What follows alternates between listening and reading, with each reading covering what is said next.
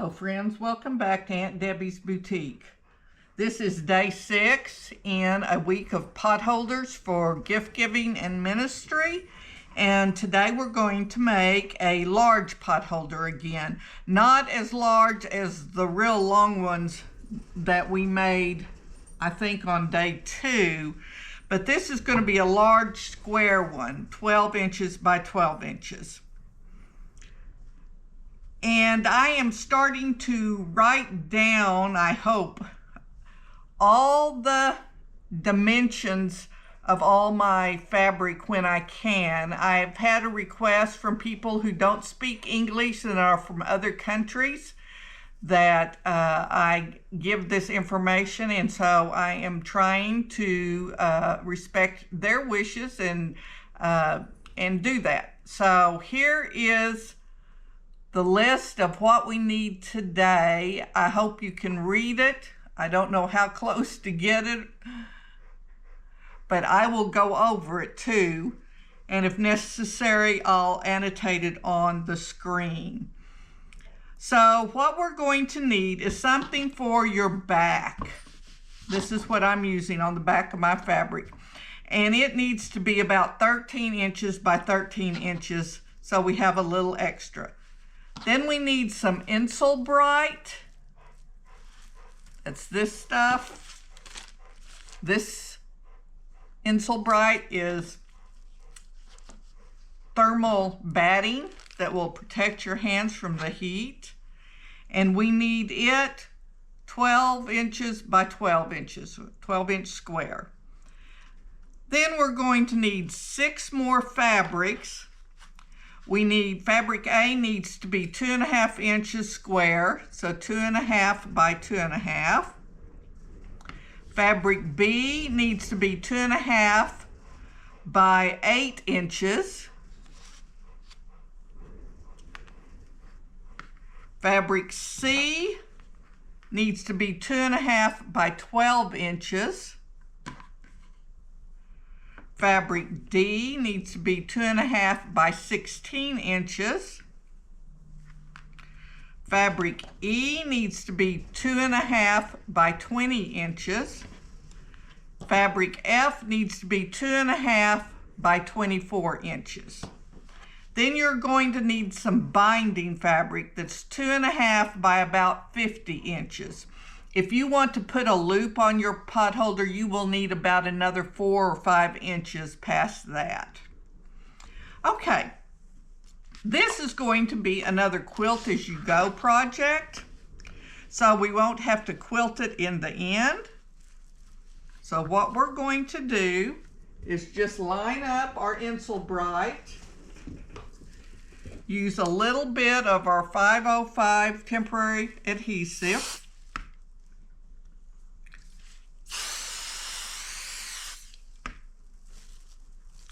just to hold it in place, and kind of center it on there. That's kind of centered. My piece wasn't a full 13 by 13 inches. I'm going to redo that. Excuse me, I hit the camera again.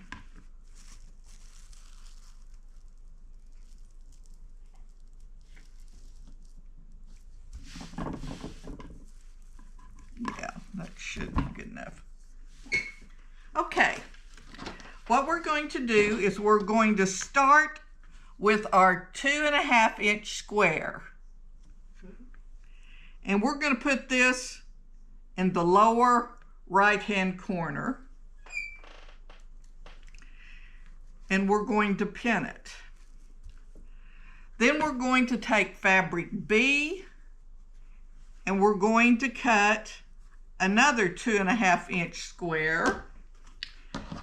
And while I'm on the subject of cutting, I would like to address something that one of my viewers commented on, and she's absolutely right. And that is, you should always cut away from you.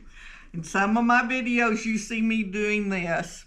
I guess I've been sewing so long, I think I'm invincible, but I'm not, and I have cut my finger before, so please always cut away from you. The reason I've done it in some of these videos is for efficiency and time, and to I'm also always worried about the camera angle. So always, always, always cut away from you. These blades are very, very sharp, and the dull ones will hurt you even more than the sharp ones. So once again, do as I say, not as I do. We're going to take this 2.5-inch square, and we're going to lay it with right sides together here on this corner, and I'm going to sew a 1/4 inch there. Then I'll show you what we do next.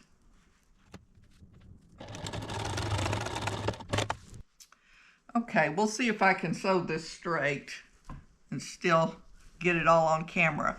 Now I'm going to open this up, and I'm going to iron it just a little bit.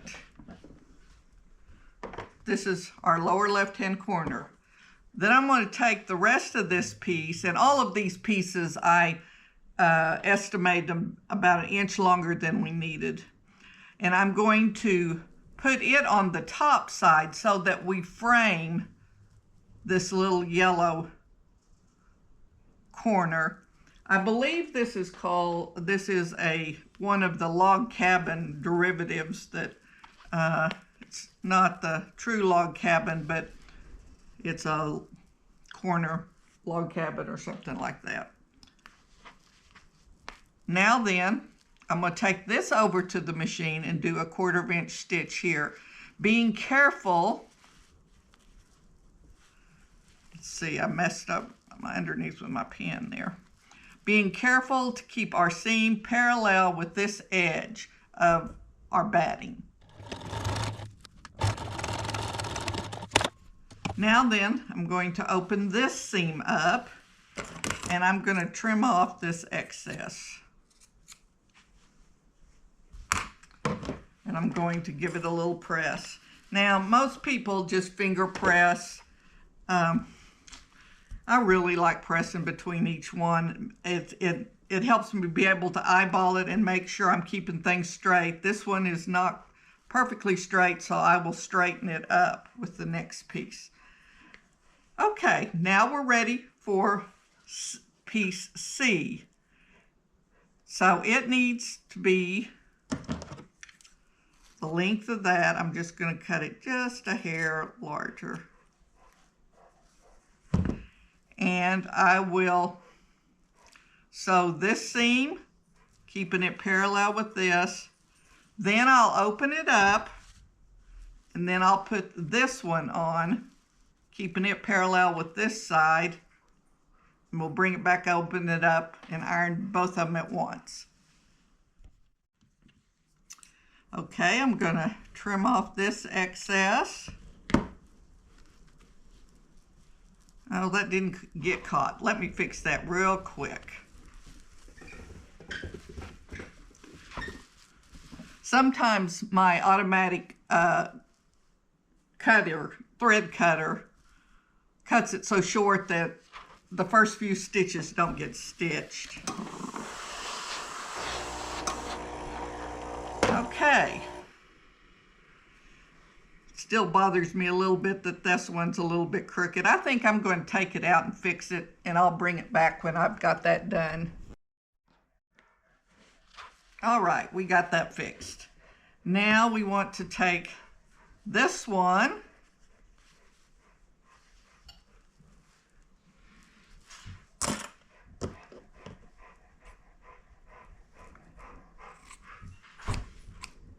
cut it and do both sides of it.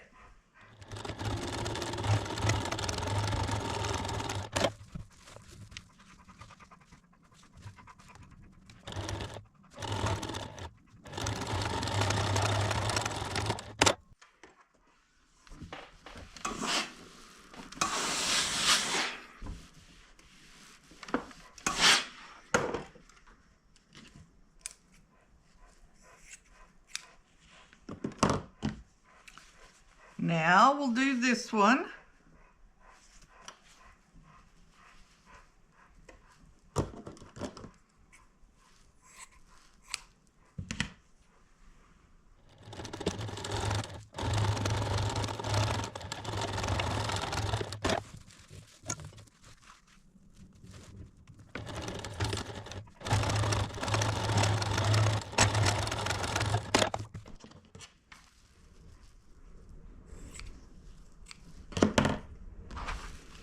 Okay, let's trim this down and iron it.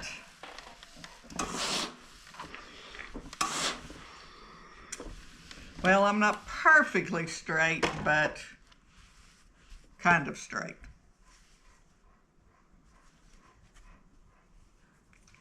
Now for the last one.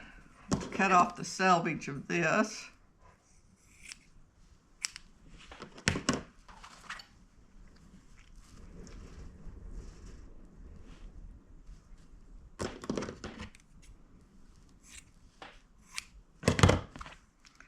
Also this one, and then we'll be ready to bind it.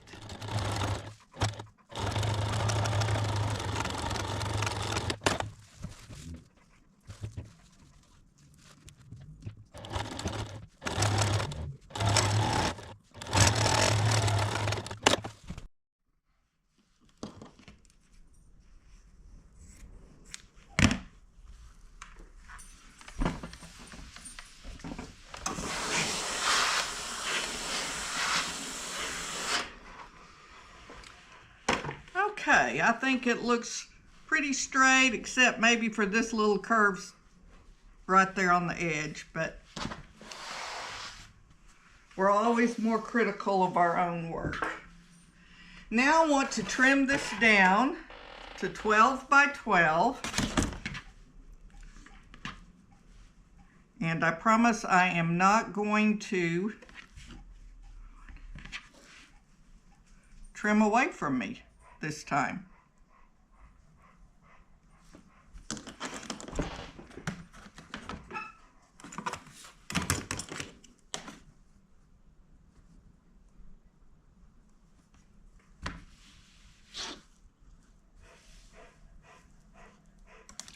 I want to make sure I'm lining up straight here. Not. Let's do it like that. Okay, I lined the line up with my seams there to make sure we're straight.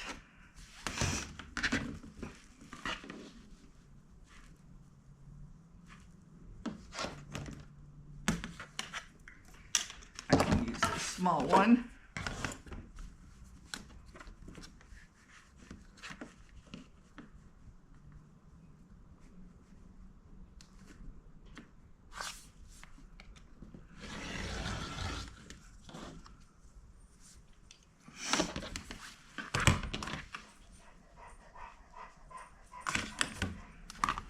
Okay, I'm going to line this up with this seam line.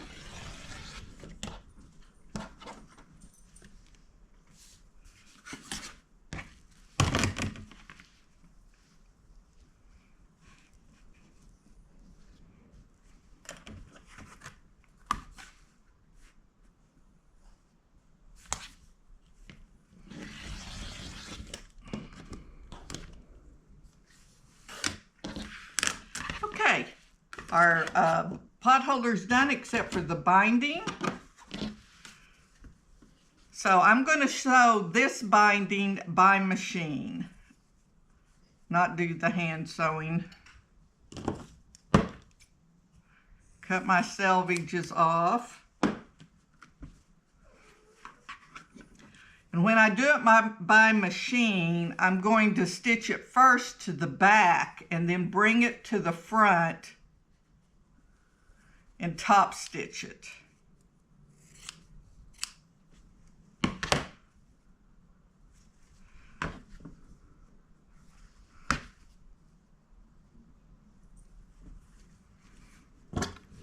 Okay, I might make a corner with my fabric.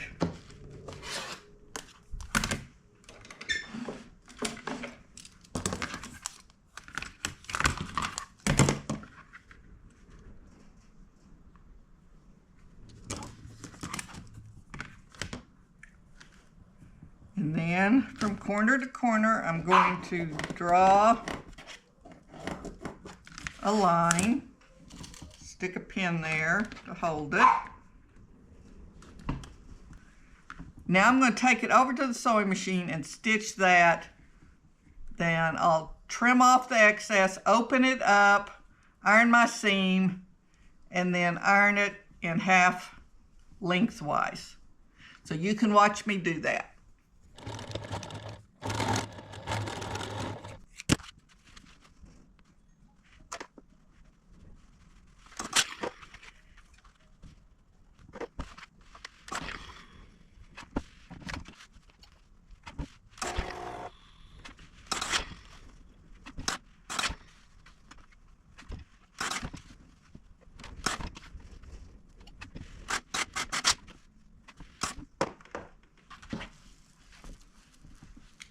Okay, if you want a little more detailed explanation of how I'm doing this, go to video 2,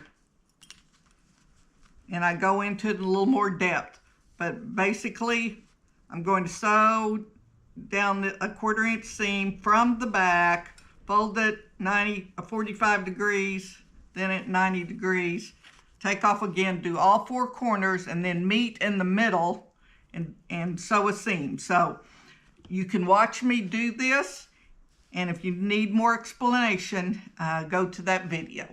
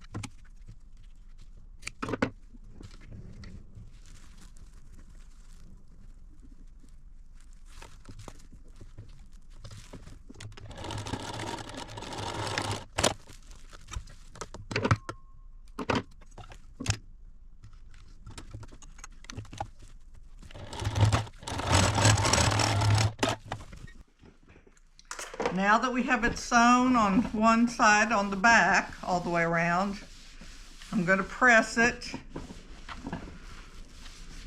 just that seam that we just sewed.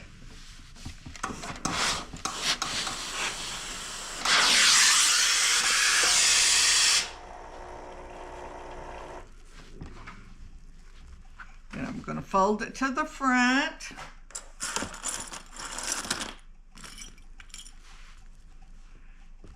And I'm going to clip it in place all the way around, mitering my corners as I go. Just pull it out straight, then fold it up, and it should meet right at the corner.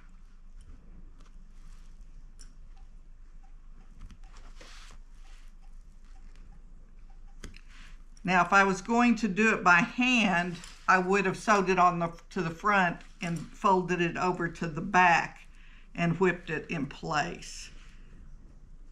And that is the neatest looking, but for something like this, I think machine sewing it is perfectly acceptable.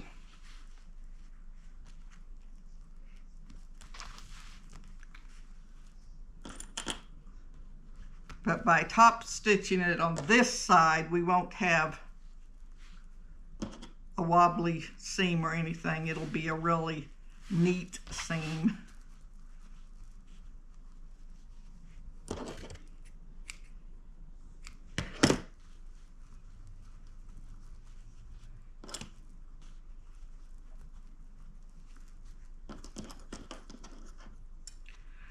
Okay. I am about to run out of bobbin, so we'll see who wins, whether I win at thread chicken or not. I may have to stop and wind a bobbin, but I'm going to go over there and stitch this down.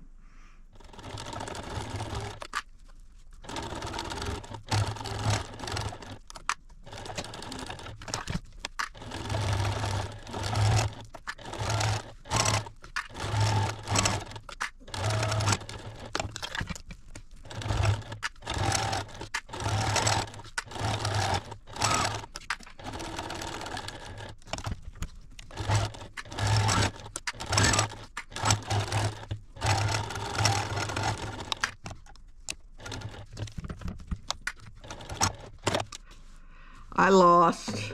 I'm going to have to stop and wind a bobbin. Be right back. All right, I'm back with a new bobbin. I only needed about 6 inches. I only need about 6 inches.